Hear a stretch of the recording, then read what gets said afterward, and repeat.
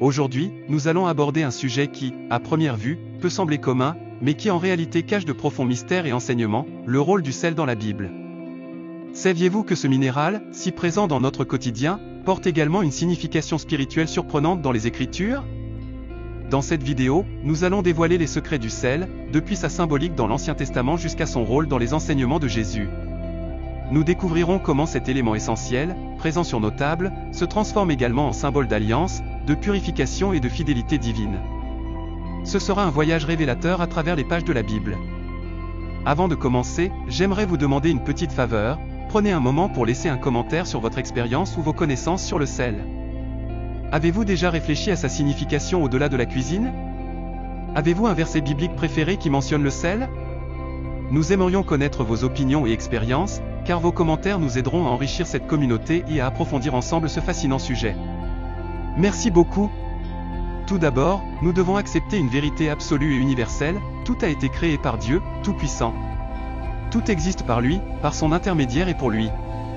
Il n'y a absolument rien dans ce monde qui n'ait été créé par les mains puissantes de Dieu. Avec ce principe en tête, nous allons nous consacrer à l'étude d'une arme puissante utilisée par les prophètes et forgée dans les mains de Dieu. Rien de ce qui sera discuté ici ne s'éloignera des Écritures, bien au contraire, la Bible est la base fondamentale de tout chrétien, et c'est sur elle que se basera le savoir que vous commencerez à acquérir et à comprendre. La Bible nous enseigne, dans Genèse 1:1, que, au commencement, Dieu créa les cieux et la terre. Cela signifie que le monde minéral a été créé dès le début de la création, bien avant toute autre forme de vie sur cette planète. Le sel est un minéral, donc il a été créé dès le commencement du monde. De nos jours, certains ne peuvent ou ne veulent comprendre que Dieu a donné de l'autorité non seulement à l'être humain, mais aussi aux plantes, aux animaux et aux éléments de la nature, car tout a été fait avec un but.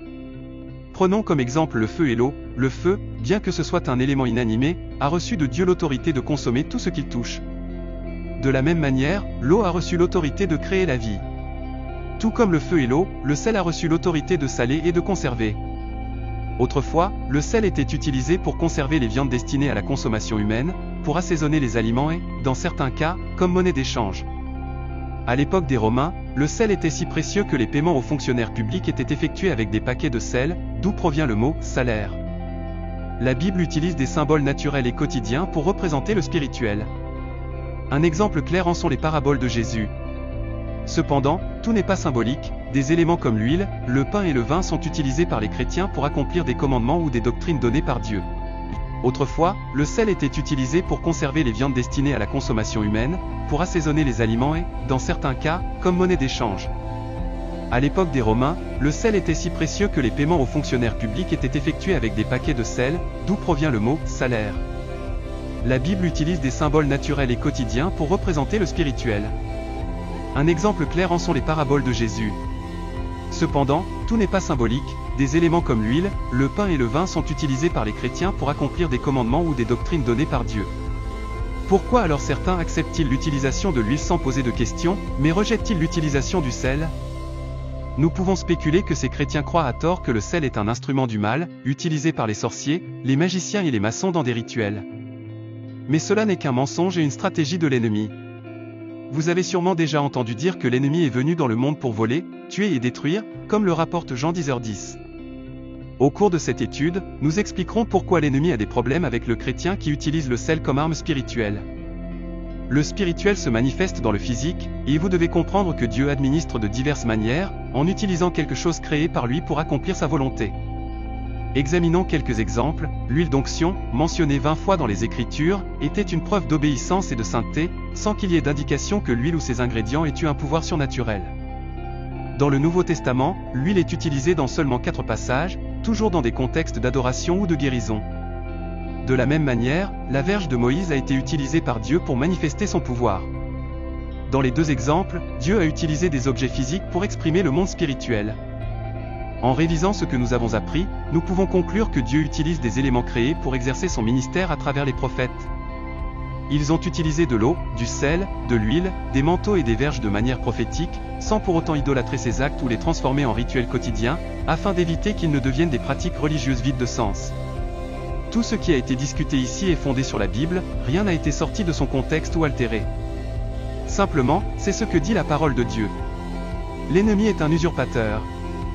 une expression courante dans mon pays, être salé, utilisée lorsqu'une personne connaît des échecs ou des difficultés continues. Beaucoup de gens associent cette expression à la sorcellerie, car ils savent que les sorciers utilisent du sel pour maudire des personnes, des plantes, des animaux ou des terres. Nier l'existence de ces pratiques serait de l'ignorance, car le mal existe, tout comme les personnes perverses. Avant de continuer, il est important de clarifier qu'il n'existe pas de magie blanche qui provienne de Dieu. Tout acte qui n'est pas guidé par le Saint-Esprit et la Bible est de la sorcellerie, par conséquent, ne vient pas de Dieu. Nous avons déjà mentionné que l'ennemi est un usurpateur, car il tente d'imiter, de corrompre et d'utiliser à mauvais escient tout ce que Dieu a créé. Dans Matthieu 4, 8-9, le tentateur a offert à Jésus les royaumes du monde, bien que ces royaumes aient été donnés à l'homme, qui les a perdus par négligence et désobéissance, permettant ainsi à Satan d'usurper cette autorité. La Bible indique que c'est Dieu, et non Satan, qui a utilisé le sel en premier. Après la création minérale, la Bible raconte l'histoire de Sodome et Gomorrhe, où Lot, cherchant les plaisirs mondains sans la direction de Dieu, a choisi de vivre au milieu de ces villes pécheresses. La punition de Dieu envers la femme de Lot, pour avoir désobéi et regardé en arrière, fut de la transformer en une statue de sel, comme le raconte Genèse 19. Dans ce passage, nous voyons le sel utilisé pour condamner le péché de désobéissance, révélant l'une des qualités du sel, la capacité de maudire. Alors, qui a utilisé le sel pour maudire, Satan ou Dieu? Dieu a utilisé le minéral pour rendre justice. Dans Lévitique 2h1, il est mentionné que toute offrande présentée doit être assaisonnée de sel, et il ne doit jamais manquer le « sel de l'alliance de ton Dieu » dans aucune des offrandes. En décomposant ce verset, lorsqu'il est question d'assaisonner avec du sel, c'est un appel à l'action de la part de Dieu, invitant l'homme à répandre du sel sur un objet spécifique ou sur quelque chose de déterminé. Ensuite, lorsqu'il est dit « toute offrande que tu présenteras », il ne s'agit pas d'une offrande particulière, mais de toutes les offrandes présentées. Enfin, lorsqu'il ajoute « tu ne permettras jamais que le sel de l'alliance de ton Dieu manque à ton offrande », il utilise des termes forts et perpétuels comme « jamais » et « manquer ». Pour les Israélites, saler les offrandes était un devoir, car cela aidait à purifier les impuretés de ce qui était offert. Ici, un autre attribut du sel se met en évidence, la purification. Dans 2 Chroniques 13h5, nous lisons que « l'Éternel, Dieu d'Israël, a donné à David la royauté sur Israël pour toujours, à lui et à ses fils, par une alliance de sel ». Il est impressionnant de comprendre comment Dieu fait des alliances avec l'homme par des éléments aussi simples et naturels que le sel. Ce chapitre de la Bible souligne 3 attributs spirituels clés du sel, maudire, purifier et sceller une alliance. Réfléchissons un peu, vous êtes-vous rendu compte du pouvoir spirituel que le sel représente? C'est un minéral créé par Dieu Tout-Puissant, qui a la capacité de transcender le monde matériel et le monde spirituel, et il a été doté de ces 3 fonctions spécifiques. S'il est utilisé contre lui, cela pourrait causer beaucoup de dégâts. L'ennemi a essayé de convaincre le chrétien et le monde que le sel est un instrument du mal, utilisé seulement par les pervers. Mais aujourd'hui, vous comprendrez que le sel n'est pas un objet désuet légué à l'Ancien Testament. Aujourd'hui, vous saurez que l'alliance du sel est éternelle et que, si les chrétiens ont cessé de l'utiliser, c'est parce qu'ils ont été trompés. Aujourd'hui est le jour de dire assez au mensonge, aujourd'hui est le jour de la vérité. Gloire à Dieu. Rappelons l'importance symbolique du sel dans l'histoire biblique de Sodome et Gomorrhe. Selon les Écritures, lorsque les générations futures, descendant comme étrangers venant de terres lointaines, observeront les ruines de ces villes, ils verront une terre stérile, couverte de soufre et de sel, incapable de soutenir la vie végétale. Cette désolation est semblable à ce qui est arrivé lors de la destruction de Sodome, Gomorrhe, Adma et Tseboïm, que l'Éternel a détruite dans sa colère et sa fureur. Dans ce passage, le sel symbolise la destruction totale et la stérilité résultant du jugement divin. Selon le récit biblique, Dieu a puni Sodome et Gomorrhe pour leurs péchés avec une pluie de soufre et de feu, laissant la terre complètement infertile. Ce paysage désolé sert d'avertissement visuel et perpétuel pour toutes les générations futures sur les conséquences de la déviation morale et la colère de Dieu. La référence au sel dans ce contexte souligne la sévérité du châtiment divin et la transformation d'une terre fertile en un désert inhospitalier. D'autre part, le soufre et le sel sont des symboles de malédiction sur la terre, pour qu'aucune plante n'y pousse plus. Notez que dans ce chapitre, le sel est accompagné du mot soufre comme méthode de destruction de la terre.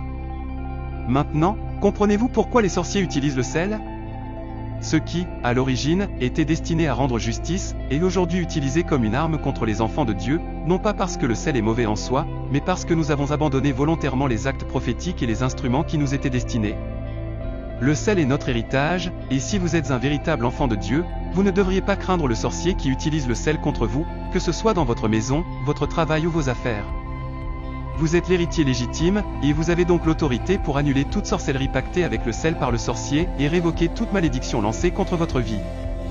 Dans Sophonie 2h9, nous lisons « C'est pourquoi, je suis vivant, déclare l'Éternel des armées, le Dieu d'Israël, Moab sera comme Sodome et les fils d'Ammon comme Gomorrhe, un champ d'ortie, une carrière de sel, un désert perpétuel, le reste de mon peuple les pillera, le reste de mon peuple les possédera. » Une fois de plus, le mot « sel » est associé à Sodome et Gomorrhe, et cette fois, il est lié au nom de Moab et Ammon. Mais qui sont ces deux personnages ? Rapidement, Moab et Ammon sont les fils des filles de Lot, engendrés dans un inceste où elles ont enivré leur père pour avoir une descendance, après la destruction de Sodome et Gomorrhe. Cette dégénérescence provoquée par les filles de Lot a donné naissance à deux peuples maléfiques qui ont causé des guerres continuelles contre Israël, les Moabites et les Ammonites. Une fois de plus, nous voyons comment la perversion sexuelle apporte des malédictions sur les générations futures. Souvent, nous ne comprenons pas pourquoi il y a certains problèmes dans nos familles, pourquoi nos enfants ne parviennent pas à avoir des mariages stables, ou pourquoi il y a des cas de viol dans notre entourage familial, même en étant chrétien. Une des causes peut être la dégénérescence héritée à travers les actes immoraux de nos ancêtres. Si vous voulez libérer vos enfants de ces malédictions, ce verset vous donne une grande réponse. À un champ d'ortie, Dieu ramènera la malice des hommes et scellera le péché en purifiant la terre de toute abomination, et le désert sera perpétuel. Jamais plus le péché ne se relèvera en ce lieu. Je vous invite à prendre le sel consacré à Dieu et lorsque vous l'aurez fait, répétez cette prière, « Mon Père, Dieu d'Israël, merci de m'avoir trouvé et de m'avoir. Mon Père, Dieu d'Israël, merci de m'avoir trouvé et de m'avoir permis de comprendre ta parole. Je te demande aujourd'hui de pardonner les péchés de ma famille, le mal que mes grands-parents et mes parents ont commis contre toi. Je te demande aujourd'hui de ramener la malice qui a fleuri dans nos générations passées. Je te demande pardon pour la dépravation sexuelle qui pesait sur ma famille. Aujourd'hui, je prends le sel que j'ai consacré pour ton autel et je sèche à jamais le mal que ma famille portait jusqu'à aujourd'hui. Répandez le sel sur votre ventre et dites, je laisse la désolation à l'endroit où habitait le péché de Sodome et Gomorrhe. À partir d'aujourd'hui, je laisserai tout mal pour que ta vérité, ta piété et ta miséricorde règnent perpétuellement sur moi et sur les générations futures. Je te demande cela au nom puissant de Jésus. Amen. Le sel est le seul élément physique dans la Bible qui est utilisé à la fois pour bénir et pour maudire. Le sel est une arme de Dieu héritée par ses enfants, mais l'ennemi, étant un imitateur et un usurpateur, a pris cette arme pour que ses serviteurs l'utilisent contre les héritiers du Très-Haut. Mais ne vous inquiétez pas, Jésus a dit dans Matthieu 5h13, « Vous êtes le sel de la terre, mais si le sel perd sa saveur, avec quoi sera-t-il salé? Il ne sert plus à rien, sinon à être jeté dehors et foulé aux pieds par les hommes. » Dieu a transformé les rivières en désert, il a asséché les sources et transformé la terre fertile en terre salée à cause de la malice de ses habitants. Mais il a aussi transformé le désert en lagune et a fait surgir des sources d'eau dans la terre sèche. Le sens du mot est le même, stérile et salé vont de pair, dans les deux cas, il est question d'une terre qui ne produira aucun fruit. Une fois de plus, nous voyons la mention du sel comme une malédiction imposée par l'Éternel sur la terre des hommes qui font le mal. Nous, les chrétiens, n'utilisons pas le sel pour maudire, et c'est une bonne chose jusqu'à un certain point, car chaque chrétien devrait être rempli d'un amour authentique. Un enfant de Dieu doit être capable de discerner le moment approprié pour utiliser le sel comme arme de guerre ou comme instrument de paix. Le sel est justement cela, une arme de guerre et de paix. Ce verset est le plus souvent cité lorsqu'on parle du sel, mais malgré cet acte d'onction et de sagesse, nous rejetons l'utilisation du sel en disant que cela appartenait à l'Ancien Testament et qu'il n'est plus nécessaire d'utiliser le sel, car nous sommes le sel de la terre. Permettez-moi de vous dire, mon cher frère ou ma chère sœur, qu'Élisée était un homme qui possédait une double portion de l'esprit, et pourtant, il a utilisé l'arme que Dieu lui avait donnée, et il l'a utilisée au nom du Seigneur, et les eaux ont été purifiées. Dans Ézéchiel 43, 23, il est mentionné, « Quand tu auras achevé de purifier, tu offriras un jeune taureau sans défaut et un bélier sans tache, que tu présenteras devant l'Éternel, les sacrificateurs mettront du sel sur eux et les offriront en holocauste à l'Éternel. » Autrefois, tous les animaux qui étaient offerts en sacrifice à Dieu devaient être purifiés, et la manière de les purifier était de les saler. Dans l'Ancien Testament, aucune offrande n'était présentée sans avoir été salée. Mais pourquoi Dieu demandait-il la purification des animaux avant qu'ils ne soient brûlés? Nous répondrons à cette question de manière simple et adaptée à notre époque. Beaucoup d'entre nous comprennent que l'argent est fabriqué dans des ateliers de frappe et que cet argent est utilisé pour des échanges commerciaux à travers le pays et le monde entier. Par conséquent, nous comprenons que cet argent est passé entre de nombreuses mains avant d'arriver à l'autel de Dieu en tant qu'offrande ou dîme. Savez-vous par où est passé le dîme que vous tenez dans vos mains? Peut-être est-il passé par les mains de voleurs, d'assassins, de contrebandiers, de maisons de prostitution, de maisons de sorcellerie, etc. Le sel plaît à Dieu, c'est une arme de purification capable de purifier l'argent que vous apportez à l'autel. Jusqu'à présent, cette vidéo a été très édifiante et révélatrice. Cependant, je vais maintenant vous donner une règle d'or que vous ne pouvez ignorer si vous souhaitez consacrer du sel à Dieu, car cela signifie prendre la plus grande révérence et un grand respect pour ce que vous allez faire. Si vous allez au supermarché pour acheter du sel à consacrer, achetez un paquet entier et destinez 100% du produit au service de Dieu. N'utilisez ce sel pour rien d'autre, utilisez-le uniquement et exclusivement pour honorer Dieu. Vous ne pouvez pas en utiliser un peu pour Dieu et un peu pour cuisiner. Vous devez comprendre que vous avez acheté ce sel uniquement pour être utilisé sur l'autel. De même que vous avez destiné le sel acheté uniquement pour Dieu, il en est de même pour le récipient que vous utiliserez. Ne cherchez pas un vieux pot que vous avez à la maison, mais un récipient neuf et spécialement destiné à honorer Dieu. Cette même règle doit être appliquée à l'huile. Dans de nombreuses églises, en recevant les dîmes et les offrandes, du sel est répandu sur elles, et on prie Dieu pour qu'elles soient purifiées de toute impureté. Dans Lévitique 2h13, il est dit, « Toutes tes offrandes de céréales, tu les saleras, tu ne laisseras pas ton offrande manquer de sel, symbole de l'alliance de ton Dieu. Avec toutes tes offrandes, tu offriras du sel. » Bien que toutes les églises n'adoptent pas cet acte prophétique, certains frères comprennent que le travail de leurs mains doit être pur. C'est pourquoi, avant de donner la dîme, ils la purifient chez eux en utilisant le sel qui a été consacré pour cette tâche. Souvenez-vous bien que dans Nombre 18h19, il est dit, « Toutes les offrandes élevées des choses saintes que les enfants d'Israël offriront à l'Éternel, je les ai données à toi, à tes fils et à tes filles avec toi, par un statut perpétuel, c'est une alliance de sel perpétuel devant l'Éternel, pour toi et pour ta descendance avec toi. » Pensez un moment si vous avez pleinement compris ce chapitre. Est-il dit que l'alliance est terminée avec la grâce? Non, ici il est dit, une alliance de sel perpétuelle. Frères, l'alliance de sel est encore valable aujourd'hui et continuera de l'être pour ceux qui honorent Dieu. Vous me direz, mais c'était pour les Israélites. Eh bien, je vous dirai que vous êtes une branche greffée sous l'amour du même Père, qui donne à ceux qui le cherchent dans les Écritures saintes. Le sel, de par ses qualités conservatrices, symbolise la durabilité et la fidélité, l'éternité, et est utilisé comme signe d'alliance. L'essentiel d'une alliance est qu'elle soit perpétuelle, c'est pourquoi le sel en est un bon symbole. D'autre part, en Orient, le sel, en raison de sa capacité à éviter la détérioration, est devenu un symbole de stabilité et de persistance de l'amitié. Selon les coutumes anciennes, un lien d'amitié était établi en partageant du sel. Prendre du sel et le placer dans un plat entre deux personnes est une garantie d'amitié durable, une promesse de fidélité perpétuelle qui assurait la solidarité permanente des parties. Deux personnes partageaient un repas assaisonné de sel, ce qui les engageait à ne pas se trahir ni se nuire mutuellement. On disait que si une personne mangeait le sel d'un homme lors d'un repas, ils devenaient amis pour la vie. L'Éternel voulait que chaque sacrifice soit un rappel de la relation avec lui. Lors de la conclusion d'alliance, les protagonistes de l'alliance avaient l'habitude de manger ensemble, même du sel, ce qui symbolisait la loyauté et la fidélité perpétuelle à l'alliance conclue. Par conséquent, on comprenait qu'une alliance de sel devait être respectée sans faute, Nombre 18h19. La non-exécution ou la trahison de l'alliance de sel était souvent punie de mort. Une fois, un historien américain faisait des recherches dans une ville du Moyen-Orient. Sans s'en rendre compte, la nuit est tombée. Sachant à quel point ces routes étaient dangereuses la nuit, il a décidé de se réfugier dans l'une des échoppes le long du chemin. Il est probable que cette échoppe appartenait à des gens qui volaient les voyageurs égarés dans le désert. Mais cela ne le dérangeait pas, la nuit était froide et le danger rôdait. L'Américain s'approcha de l'échoppe et parla au propriétaire, lui disant que la ville vers laquelle il se dirigeait était encore loin, et que, de nuit, il était très dangereux de continuer sur la route, risquant de se perdre ou pire encore. Le propriétaire de l'échoppe lui répondit, « Ne sais-tu pas que je suis un voleur? Comment sais-tu que je ne vais pas te tuer et te voler ce que tu as? » « Oui, je sais que tu es un voleur, répondit le voyageur, mais je vais conclure une alliance de sel avec toi. Alors, le voleur répondit, « Viens, entre, bénis du Seigneur, et assieds-toi. » Le voleur mit du pain sur la table, le saupoudra de sel, et ils mangèrent ensemble.